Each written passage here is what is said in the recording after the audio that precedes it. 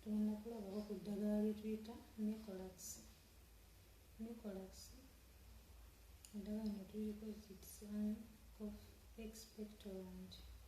Tulikozesa okutreatinga ekifuba. Mulimu ebifuba ebiri productive n'ebiri unproductive. Ebiri productive ekifuba ky'okola n'okiwulira nga kikutuka, ebiri unproductive ekifuba ky'okola n'owulira nga tekikutuka. Naye Mucorax tumukozesa nnyo okutreatinga ebifuba ebitakutuka ebyo, ebintu byakola nga tebikutuka. Cough Expectorant. Mucorax tunafaanana bw'ati, abatamumanyi bw'ati bw'afaanana. These are 100 mils. Mucorax ono alimu ekirungo kya Ambrox, alimu salbutamol ne mentho. Tumanyi bulungi nti salbutamol tumukozesa nnyo ku asthma, abantu abalina asthma. Kati n'omuntu abalina cough ate kutuka, alinga alina flu, alinga alina asthma, alinga alina allergy, sort of like that. Mucorax ono ekirungo kya salbutamol kituyambako okukakkanya embeera ya asthma. Abantu abalina ekifuba ekingi ekirimu asthma. Mulimu ekirungo kya Ambrox kituyambako ku respiratory infections ezo oba omuntu abalina ekifuba okuzikakkanya. Mulimu ne mentho ekituyambako era okukutula ekifuba ekyo okubeera nga kikkakkanya. Mentho yakola ku sinusitis, olukwizinga surface eyo omuntu okuba nga asobola okussa bulungi nga amawuggwa gazibukuka, abantu abalina ekyo ekifuba ekitakutuka.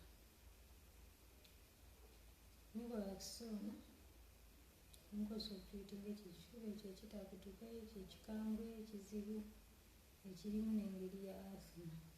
Naye abantu abakulu tunywa 10 mils 3 times a day emirundi 3 for 5 days. Kuba salbutamol alimu 1 milligram, mentho 0.5 oba ne guaifen 50 milligrams.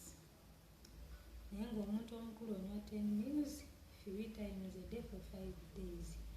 Then abaana 6 to 12 years banywa 5 mils 3 times a day for 5 days. Then abaana 2 to 6 years tubawa 2.5 mils 3 times a day for 5 days. 3 times a day kitegeeza emirundi 3 olunaku.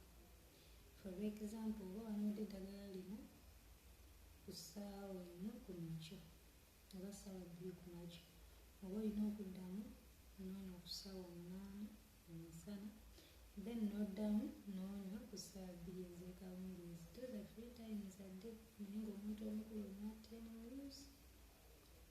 Then abaana 6 to 12 years banywa 5 mils, then 2 to 5 years 2 to 6 2.5 mils. Eddagala lino sirungi kuliwa baana bali below 2 years aba strong okubo. Ate lireetamu drowsiness, general body weakness, fatigue. Kati kiba kirungi n'okozesa recommended dosage eguweereddwa. Tekiba kirungi ku exceedinga dosage ebyekuweereddwa. For example, omwana like 6 years 2 years n'omuwa 10 mils. 10 mils z'abantu bakulu tekiba kirungi ziwa omwana muto.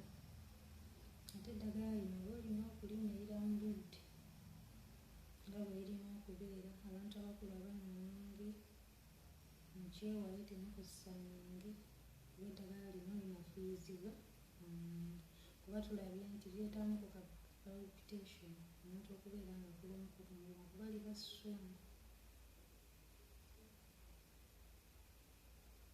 Kati omuntu alina kukozesa mwenge, biki ebyo, omuntu w'ebityo ebinafuya eddagala.